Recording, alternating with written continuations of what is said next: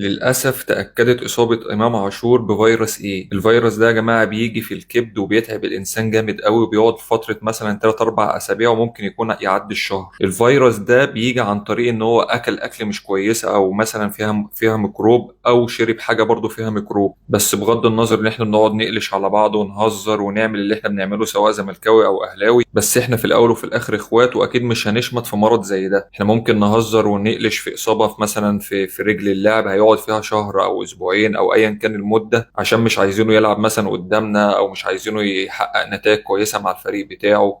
كل ده طبيعي. اما مرض في الكبد ومرض خطير زي كده، لا، ألف مليون سلامة عليك يا إمام، وبإذن الله ربنا يشفيك ويعافيك وترجع أحسن من الأول. إمام هيقعد في المستشفى فترة يا جماعة، وهيتعلق له محاليل وهيتابعوه صورة دم، والله يشفيه. والله حقيقي أنا زعلان عليه، وأكيد 90% أو 100% من جماهير الزمالك كلها زعلان عليه. هي كل حاجة نصيب، بس برضه في مفروض في دكتور في الفرقة، ومفروض يكون متابع اللاعب بياكل إيه وبيشرب إيه والنظام الغذائي إيه. ألف سلامة عليك يا إمو، وبإذن الله ترجع أحسن من أول يا حبيبي.